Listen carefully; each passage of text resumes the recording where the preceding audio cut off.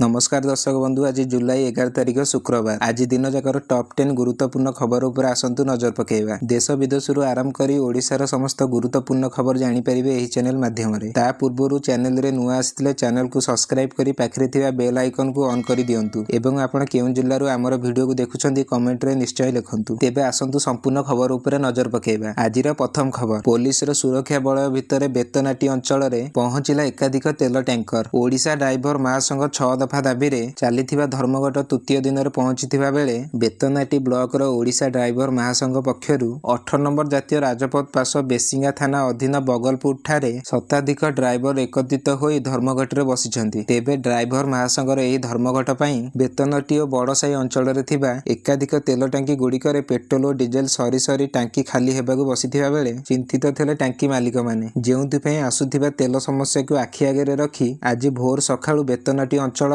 टांकी मालिक सिद्धार्थ अग्रवाल और टैंकर मालिक वंशीधर बेहेरा बालेश्वर सोमनाथपुर स्थित डिपो और ट्रांसपोर्ट अधिकारी सह व्यापक आलोचना करथिले। परे पूर्वाह्न रे तांको तत्व व्यवधान रे बंशीगांव बेतनटी पुलिस सुरक्षा बल भितर 18 नंबर जातीय राजपथ रे 13टी तेल टैंकर बालेश्वर स्थित सोमनाथपुर डिपोरु बाहरी बड़साई और बेतनटी अंचल विभिन्न टांकी रे पहुंचीबा सहित रायरंगपुर और बिरिंगपोसी अंचल को मध्य जाइथिबार देखियाकू मिलिथिला। नंबर 2, हीराकुद जलभंडार 16टी गेट खोला, जलस्तर रही 605.31 फुट। हीराकुद जलभंडार 16टी गेट दे बन्या जल निष्कासित हेउची। बाम पार्श्वर 11टी गेट एवं डाहाण पार्श्वर 5टी गेट दे जल निष्कासन जारी रही। सकाळ 8टा सुधा जलभंडार जलस्तर 605.31 फुट रही। प्रति सेकेंड जलभंडार मध्य को प्रवेश करुची 2,41,252 क्यूसेक जल। सेही भली प्रति सेकेंड निष्कासित हेउची 2,68,469 क्यूसेक जल। नंबर 3, चलित मासरे राशन कार्ड हिताधिकारी को मिलिबो गहम, बंटन पई जोगाण अधिकारी को निर्देश। चलित मासरे राशन कार्ड हिताधिकारी को मिलिबो गहम, एने सूचना देइछन्ती खाद्य जोगाण मंत्री कृष्ण चंद्र पात्र। मंत्री कहिछन्ती प्रथम पर्यायर केंद्र पठाइथिबा गहम बंटन करिवे सरकार। जेतिकी गहम मौजूद अछि हिताधिकारी को बंटन पई जोगाण अधिकारी को मंत्री निर्देश देइछन्ती। बहुत दिन धरि गहम मौजूद थिबारु नष्ट न करी बंटन पई मंत्री निर्देश देइछन्ती। तेबे द्वितीय पर्यायर गहम जोगाण स्थगित रहिछि। परवर्ती अवस्था रे पुणी केंद्ररु गहम आसिले दिया जियो बोली मंत्री कहिछन्ती। नंबर 4, आगामी 6 दिन केमिति रहिबो पाणीपाग, केउं जिल्ला रे बसिबो आसंतु जानिबा। आगामी 6 दिन पई पाणीपाग स्थिति पूर्वानुमान करी प्रेस रिलीज करछि आंचलिक पाणीपाग केंद्र। मध्याह्न संध्या समय रे राज्यर अनेक स्थान रे प्रबल वर्षा घड़घड़ी सह काଳ बैशाखीर संभावना रहिछि। तेणु विभिन्न जिल्ला को येलो वार्निंग जारी करी एही समय रे सतर्क रहिबाकू परामर्श देछि पाणीपाग केंद्र। 11 तारिख पई किछि जिल्ला को येलो वार्निंग जारी करी सतर्क करिछि पाणीपाग केंद्र। एही जिल्ला गुड़िक हेउछि सुंदरगढ़, झारसुगुड़ा, संबलपुर, केन्दुझर, मयूरभंज, देवगढ़, अनुगुल, ढेंकानाल, बालेश्वर, भद्रक, जाजपुर, केन्द्रापड़ा, कटक, जगतसिंहपुर, सोनपुर, बरगढ़ एवं बलांगीर। एही सबु जिल्ला रे गोटे किंबा दुईटी स्थान रे घड़घड़ी सह प्रबल वर्षा एवं झटका पवन 30 रु 40 किलोमीटर प्रति घंटा हेबार संभावना रहिछि। जुलाई 12 तारिख रे केन्दुझर, मयूरभंज, सुंदरगढ़, कोरापुट, मालकानगिरी, नवरंगपुर, कलाहांडी, बलांगीर, बरगढ़, झारसुगुड़ा, नुआपड़ा, बालेश्वर और भद्रक भली जिल्ला को येलो वार्निंग जारी करा जायछि। एही सबु जिल्ला गुड़िकर गोटे किंबा दुईटी स्थान रे वर्षा वज्रपात सह झटका पवन 30 रु 40 किलोमीटर प्रति घंटा हेबार संभावना रहिछि। सेहिपरि जुलाई 13 तारिख पई मध्य बालेश्वर, भद्रक, जाजपुर, केन्द्रापड़ा, कटक, जगतसिंहपुर, सुंदरगढ़, झारसुगुड़ा, बरगढ़, संबलपुर, देवगढ़, अनुगुल, ढेंकानाल, केन्दुझर, मयूरभंज भली जिल्ला को येलो वार्निंग जारी करा जायछि। एही सब जिल्ला गुड़िकर गोटे किंबा दुईटी स्थान रे वर्षा वज्रपात सह झटका पवन 30 रु 40 किलोमीटर प्रति घंटा हेबार संभावना रहिछि। नंबर 5, चाषीଙ୍କ ପାଇଁ खुशी खबर। एही दिन आसियो पीएम किसान ର 20तम किस्ती। आसंता 20 तारिख रे किस्ती टंका पठेइबे सरकार। केंद्र सरकार चाषीଙ୍କ ପାଇଁ एही खबर घोषणा କରିବାକୁ जाउछन्ती। तेबे जुलाई रा प्रथम सप्ताह रे पीएम किसान योजना ର 20तम किस्ती मोदी सरकार जारी करि पारंती बोली विश्वास करा जाउछि। सरकार 2025 फेब्रुआरी 24 रे एही योजना अधीन रे 20,000 टंकार 19तम किस्ती जारी करिथिले। प्रधानमंत्री किसान योजना सहित जड़ित गुरुत्वपूर्ण कथा, कृषक मानकु आर्थिक समृद्धि एवं प्रगति प्रदान करिबा पई प्रधानमंत्री किसान सम्मान निधि योजना आरंभ करा जायथिला। एही योजना अधीन रे सरकार प्रति ମାସରେ 20,000 ଟଙ୍କାର କିସ୍ତି ଜାରି କରନ୍ତି। ତଥ୍ୟ ଅନୁସାରେ ପ୍ରତିବର୍ଷ 3ଟି କିସ୍ତିରେ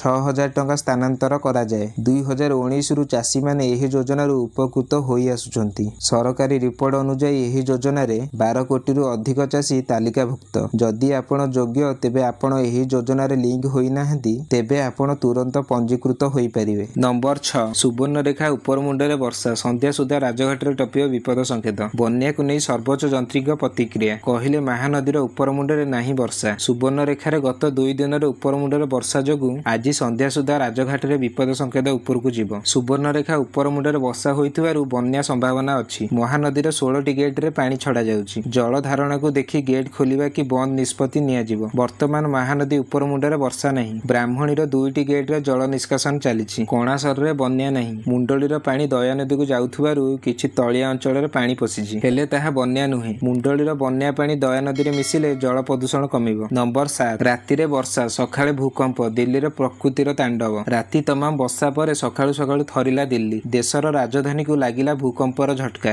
ଦିଲ୍ଲୀକୁ ଲାଗିଲା ଭୂକମ୍ପର ଝଟକା। ବଡ଼ ଧରଣର ଭୂକମ୍ପରେ ଦୋହଲିଲା ଦିଲ୍ଲୀ। ସକାଳୁ ସକାଳୁ ଥରିଲା ଭାରତର ରାଜଧାନୀ। ସକାଳ 4ରେ ଭୂକମ୍ପ ଅନୁଭୂତ। ରିକ୍ଟର ସ୍କେଲରେ ଭୂକମ୍ପର ତୀବ୍ରତା 4.4 ଥିବା ସୂଚନା ମିଳିଛି। ଭୂକମ୍ପର କେନ୍ଦ୍ରସ୍ଥଳୀ ହରିୟାଣାର ଜାଜର। ତେବେ ଦିଲ୍ଲୀ, ନୋଏଡା ଏବଂ ଗାଜିଆବାଦରେ ଅନୁଭୂତ ହୋଇଛି ଭୂକମ୍ପ। ପ୍ରାୟ 10 ସେକେଣ୍ଡ ଯାଏଁ ଥରିଲା ଦିଲ୍ଲୀ। ସକାଳୁ ସକାଳୁ ଭୂକମ୍ପରେ ଭୟଭୀତ ଲୋକେ। ବର୍ତ୍ତମାନ ସୁଦ୍ଧା କୌଣସି କ୍ଷୟକ୍ଷତିର ରିପୋର୍ଟ ଆସିନି। ସେପଟେ ଗତକାଲି ରାତିରୁ ଦିଲ୍ଲୀରେ ଜାରି ରହିଛି ପ୍ରବଳ ବର୍ଷା। ଦିଲ୍ଲୀରେ ପ୍ରବଳ ବର୍ଷା ଯୋଗୁଁ ବ୍ୟାପକ ଜଳବନ୍ୟା ଓ ଟ୍ରାଫିକ୍ ଜାମ୍ ଦେଖାଦେଇଛି। ନଜାଫଗଡ଼ରେ 60 ମିଲିମିଟର ବର୍ଷା ହୋଇଥିବା ବେଳେ ଅନ୍ୟ ଅଞ୍ଚଳରେ 1.4 ମିଲିମିଟର ରେକର୍ଡ ହୋଇଛି। ସେହିପରି ଆଇଜିଆଇ ବିମାନ ବନ୍ଦରରେ 12ଟି ବିମାନ ଉଡ଼ାଣ ଡାଇଭର୍ଟ ହୋଇଛି। ଆଇଏମଡି ରେଡ୍ ଆଲର୍ଟ ଜାରି କରି ଆଗାମୀ 24 ଘଣ୍ଟା ପାଇଁ ଅଧିକ ବର୍ଷା ସମ୍ଭାବନା ସୂଚନା ଦେଇଛି। ସ୍ଥାନୀୟ ଲୋକଙ୍କୁ ସତର୍କ ରହିବାକୁ ପରାମର୍ଶ ଦିଆଯାଇଛି। ନମ୍ବର 8 ଜଳବାୟୁ ପରିବର୍ତ୍ତନ ପ୍ରଭାବ, ଓଡ଼ିଶାରେ ହିଟ୍ ୱେଭ୍ ଓ ବର୍ଷା ବୃଦ୍ଧି ପାଇଁ ସ୍ୱାସ୍ଥ୍ୟ ଓ ପରିବେଶ ପାଇଁ ଚିନ୍ତା। ଭୁବନେଶ୍ୱର ଜଳବାୟୁ ପରିବର୍ତ୍ତନ ବିଶ୍ୱସ୍ତରରେ ଏକ ପ୍ରମୁଖ ସମସ୍ୟା ହୋଇଥିବା ବେଳେ ଓଡ଼ିଶା ମଧ୍ୟ ଏହାର ପ୍ରଭାବରୁ ମୁକ୍ତ ନାହିଁ।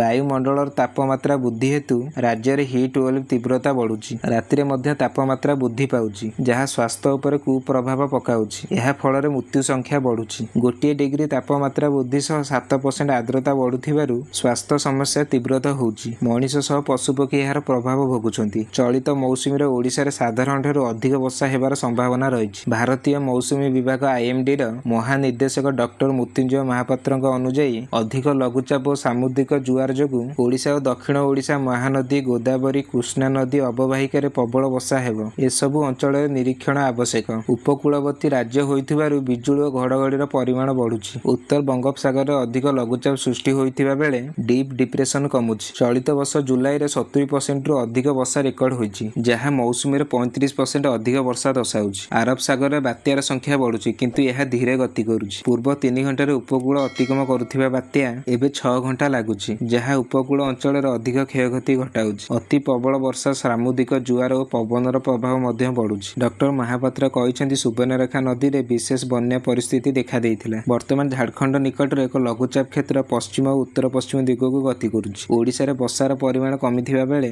ଜୁଲାଇ 13 କିମ୍ବା 14 ତାରିଖରେ ଆଉ ଏକ ଘୂର୍ଣ୍ଣିବଳୟ ସୃଷ୍ଟି ହେବାର ସମ୍ଭାବନା ରହିଛି, ଯାହା ପୁଣି ପ୍ରବଳ ବର୍ଷା ଆଣିପାରେ। ଏସବୁ ସମସ୍ୟା ନିୟନ୍ତ୍ରଣ ପାଇଁ ଜଳବାୟୁ ନୀତି ଓ ଗବେଷଣାକୁ ଗୁରୁତ୍ୱ ଦିଆଯାଇଛି। ସୁରକ୍ଷିତ ଓ ସ୍ୱଚ୍ଛ ରଖିବା ଆବଶ୍ୟକ ବୋଲି ଡକ୍ଟର ମହାପାତ୍ର ପରାମର୍ଶ ଦେଇଛନ୍ତି। ନମ୍ବର 9 ଖୁସି ଖବର, ଖରାଦିନେ ବିଦ୍ୟୁତ ବିଲ୍ ଆସିବ 0। ସରକାରଙ୍କର ଏହି ଯୋଜନାରେ ମାଗଣା ମିଳିବ ବିଦ୍ୟୁତ। ବିଦ୍ୟୁତ ଉପଭୋକ୍ତାଙ୍କ ପାଇଁ ଖୁସି ଖବର, ଏଥର ଆଉ ଦେବାକୁ ପଡ଼ିବନି ବିଜୁଳି ବିଲ୍। ମାଗଣାରେ 300 ୟୁନିଟ୍ ପର୍ଯ୍ୟନ୍ତ ବିଦ୍ୟୁତ ମିଳିବ। ଏନେଇ ସରକାର ଆଣିଛନ୍ତି ଏକ ବଡ଼ ଯୋଜନା। ତେବେ ଏହାର ଲାଭ ଉଠାଇବାକୁ ହେଲେ ଏକ ଫର୍ମ ପୂରଣ କରି ସରକାରଙ୍କ ୱେବସାଇଟରେ ଅପଲୋଡ କରିବାକୁ ପଡ଼ିବ। କିନ୍ତୁ ଅଧିକାଂଶ ଲୋକ ଏହାକୁ ନେଇ ଅବଗତ ନାହାନ୍ତି। ତେବେ ଚାଲନ୍ତୁ ଜାଣିବା ଏହା କେମିତି ଲାଭ ଉଠାଇବା। ପ୍ରଧାନମନ୍ତ୍ରୀ ସୂର୍ଯ୍ୟଘର ମୁଫ୍ତ ବିଜଲି ଯୋଜନା। ଖରାଦିନେ ପଙ୍ଖା, କୁଲର, ଏସି ଚାଲିବା ଯୋଗୁଁ ବିଦ୍ୟୁତ ବିଲ୍ ସବୁଠାରୁ ଅଧିକ ଆସେ। ଯଦି ଆପଣ ମଧ୍ୟ ଆପଣଙ୍କର ବିଲ୍ ଦେଖି ବିରକ୍ତ ହେଉଛନ୍ତି, ତେବେ ଏହି ସରକାରୀ ଯୋଜନା ଆପଣଙ୍କୁ ସାହାଯ୍ୟ କରିପାରିବ। ଆପଣ କେନ୍ଦ୍ର ସରକାରଙ୍କର ପ୍ରଧାନମନ୍ତ୍ରୀ ସୂର୍ଯ୍ୟଘର ମୁଫ୍ତ ବିଜଲି ଯୋଜନାରେ ଆବେଦନ କରିପାରିବେ। ସରକାର ଏହି ଯୋଜନାକୁ 29 ଫେବୃଆରୀ 2024ରେ ଅନୁମୋଦନ କରିଥିଲେ। ଏହି ଯୋଜନା ଅଧୀନରେ ଲୋକମାନେ ପ୍ରତି ମାସରେ 300 ୟୁନିଟ୍ ବିଦ୍ୟୁତ ମାଗଣା ପାଇପାରିବେ। ଆସନ୍ତୁ ଜାଣିବା ଯୋଜନାର ବିଶେଷତ୍ୱ କ'ଣ। ପ୍ରଧାନମନ୍ତ୍ରୀ ସୂର୍ଯ୍ୟଘର ମୁଫ୍ତ ବିଜଲି ଯୋଜନା କ'ଣ? ସରକାରଙ୍କର ଏହି ପଦକ୍ଷେପ ଅନୁଯାୟୀ ଘରର ଛାତ ଉପରେ ସୋଲାର ପ୍ୟାନେଲ ଲଗାଯିବ। ସୋଲାର ପ୍ୟାନେଲ ଲଗାଇଲେ କେନ୍ଦ୍ର ଏବଂ ରାଜ୍ୟ ସରକାରଙ୍କ ପକ୍ଷରୁ ସବସିଡି ମିଳିବ। ଏହାଦ୍ୱାରା ଘରର ବିଦ୍ୟୁତ ବ୍ୟବହାର ସଞ୍ଚୟ କରିବା ସହିତ ବିଦ୍ୟୁତ ବିଲ୍ ହ୍ରାସ ହେବ। ଏହା ସହିତ ପ୍ରତି ମାସରେ 300 ୟୁନିଟ୍ ପର୍ଯ୍ୟନ୍ତ ବିଦ୍ୟୁତ ମାଗଣାରେ ମାସରେ ଉପଲବ୍ଧ ହେବ। ଏହି ଯୋଜନା ଅଧୀନରେ ସରକାର 75,021 କୋଟି ଟଙ୍କା ଖର୍ଚ୍ଚ କରିବେ ଏବଂ ଏହାକୁ 26-27 ସୁଦ୍ଧା ସାରା ଦେଶରେ କାର୍ଯ୍ୟକାରୀ କରାଯିବ। ସରକାର ବର୍ତ୍ତମାନ 2027 ସୁଦ୍ଧା ଏହାକୁ 1 କୋଟି ଘରେ ପହଞ୍ଚାଇବାର ଲକ୍ଷ୍ୟ ରଖିଛନ୍ତି। ଏହି ଯୋଜନା ଅଧୀନରେ କେଉଁମାନେ ଆବେଦନ କରିପାରିବେ? ପ୍ରଧାନମନ୍ତ୍ରୀ ସୂର୍ଯ୍ୟ ଘର ଯୋଜନା ପାଇଁ ଆବେଦନ କରିବାକୁ ଆବେଦନକାରୀ ଜଣେ ଭାରତୀୟ ନାଗରିକ ହେବା ଆବଶ୍ୟକ। ଘରର ଛାତ ଉପରେ ସୋଲାର ପ୍ୟାନେଲ ଲଗାଇବା ପାଇଁ ସ୍ଥାନ ଥିବା ଉଚିତ। ଘରେ ଏକ ବୈଧ ବିଦ୍ୟୁତ ସଂଯୋଗ ରହିବା ଉଚିତ। ପୂର୍ବରୁ କୌଣସି ସୋଲାର ସବସିଡି ନେଇନଥିବେ। ପରିବାରର ବାର୍ଷିକ ଆୟ 1.5 ଲକ୍ଷ ଟଙ୍କାରୁ କମ୍ ହେବା ଉଚିତ। ଆବେଦନ କରିବାର ପ୍ରକ୍ରିୟା: ପ୍ରଥମେ ରାଷ୍ଟ୍ରୀୟ ପୋର୍ଟାଲକୁ ଯାଆନ୍ତୁ। ଆପଣଙ୍କ ରାଜ୍ୟର ଚୟନ କରନ୍ତୁ। ପୋର୍ଟାଲରେ ପଞ୍ଜୀକରଣ ବା ରେଜିଷ୍ଟ୍ରେସନ କରନ୍ତୁ। ସିଷ୍ଟମ ଆକାର, ମୂଲ୍ୟ, ସବସିଡି ଏବଂ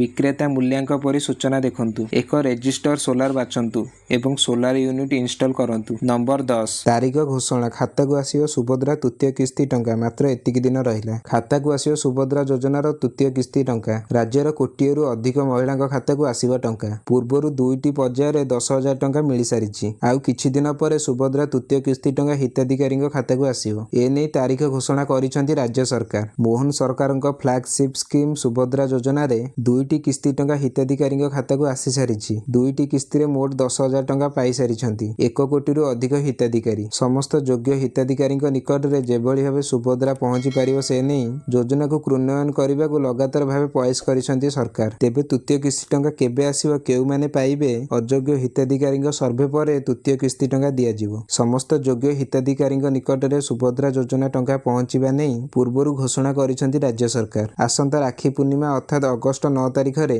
ସୁଭଦ୍ରା ତୃତୀୟ କିସ୍ତି ପ୍ରଦାନ ପ୍ରସ୍ତାବକୁ ଏହି ବୈଠକରେ ଅନୁମୋଦନ କରାଯାଇଛି। 1 କୋଟିରୁ ଅଧିକ ମହିଳାଙ୍କ ଖାତାକୁ ସୁଭଦ୍ରା ଯୋଜନା ତୃତୀୟ କିସ୍ତି ଟଙ୍କା ପଠାଇବେ ରାଜ୍ୟ ସରକାର। ସୁଭଦ୍ରା ଯୋଜନାର ଆଦ୍ୟବଧୂ ପ୍ରଶାସନିକ ଓ ଆନୁଷ୍ଠାନିକ ଖର୍ଚ୍ଚକୁ Indian institute of public administration IIPA new Delhi ଦ୍ୱାରା ଓଡ଼ିଶାର ଜିଲ୍ଲାମାନଙ୍କରେ ସୁଭଦ୍ରାର ପ୍ରଭାବ ବିଷୟ ଉପରେ ହେବାକୁ ଥିବା ଅଧ୍ୟୟନର ପ୍ରସ୍ତୁତି ଓ ପ୍ରକ୍ରିୟା ଉପରେ ଉପସ୍ଥାପନ କରାଯାଇଥିଲା। ଏହି ପରୀକ୍ଷା ପରେ ସବୁ ବର୍ଗର ସୁଭଦ୍ରା ହିତାଧିକାରୀଙ୍କ ଉପରେ ସୁଭଦ୍ରା ସହାୟତାର ପ୍ରଭାବ, ଏହାର ଉପଯୋଗ ଓ ଡିଜିଟାଲ ଆକ୍ର ଅନ୍ତର୍ଭୁକ୍ତ ସମ୍ବନ୍ଧରେ ବିଶେଷ ଆଲୋଚନା ହୋଇଥିଲା। ଆସନ୍ତା ରାକ୍ଷୀ ପୂର୍ଣ୍ଣିମାରେ ମିଳିବ ସୁଭଦ୍ରା ଯୋଜନାର ତୃତୀୟ କିସ୍ତି ଟଙ୍କା। ଯେଉଁମାନେ 21 ବର୍ଷ ହୋଇଯାଇଥିବେ ସେମାନେ ବି କରିପାରିବେ ଆବେଦନ। କିନ୍ତୁ ଏବେ ସୁଭଦ୍ରା ପୋର୍ଟାଲ ଖୋଲିବାରେ ସମସ୍ୟା ହେଉଥିବାରୁ ଅନେକ ଅଭିଯୋଗ ଆସୁଛି। ରାକ୍ଷୀ ପୂର୍ଣ୍ଣିମାରେ ଏକକାଳୀନ 3ଟି କିସ୍ତିର ଟଙ୍କା ପାଇବେ, ଅର୍ଥାତ୍ 15,000 ଟଙ୍କା ଖାତାକୁ ଆସିବ। କିନ୍ତୁ କେବଳ ଯୋଗ୍ୟ ହିତାଧିକାରୀ ହିଁ ପାଇବେ। ଅଯୋଗ୍ୟ ହିତାଧିକାରୀ ଆବେଦନ କରିଥିଲେ ବି ନାଁ କାଟିଦେବେ ସରକାର। ଅତି ସହଜରେ ବୁଝିବାକୁ ଗଲେ ରାକ୍ଷୀ ପୂର୍ଣ୍ଣିମାରେ ଏକାବେଳକେ 3ଟି କିସ୍ତି ସିଧାସଳଖ ଖାତାକୁ 15,000 ଟଙ୍କା ଆସିବ। ଭିଡ଼ିଓକୁ ସମ୍ପୂର୍ଣ୍ଣ ଭାବେ ଦେଖିଥିବାରୁ ଆପଣଙ୍କୁ ଧନ୍ୟବାଦ। ଯଦି ଆପଣ ଏଇଭଳିଆ ଲାଟେଷ୍ଟ ବ୍ରେକିଂ ନ୍ୟୁଜ୍ ଦେଖିବାକୁ ଚାହାନ୍ତି ତେବେ ଆମ ଚ୍ୟାନେଲ ସହ ଯୋଡ଼ି ହୋଇ ରୁହନ୍ତୁ। ଚ୍ୟାନେଲକୁ ସବସ୍କ୍ରାଇବ୍ କରି ପାଖରେ ଥିବା ବେଲ୍ ଆଇକନକୁ ଅଲ୍ ଉପରେ କ୍ଲିକ୍ କରିବାକୁ ଜମାରୁ ବି ଭୁଲିବେ ନାହିଁ। ଯଦି ଆପଣ ଅଲ୍ ଉପରେ କ୍ଲିକ୍ କରିବେ ତାହେଲେ ଆପଣ ଆମ ଚ୍ୟାନେଲ ମାଧ୍ୟମରେ ସବୁବେଳେ ଲାଟେଷ୍ଟ ବ୍ରେକିଂ ନ୍ୟୁଜ୍ ଦେଖିପାରିବେ ଆଉ ସବୁବେଳେ ସଠିକ୍ ସୂଚନା ଆମ ଚ୍ୟାନେଲ ମାଧ୍ୟମରୁ ପାଇପାରିବେ।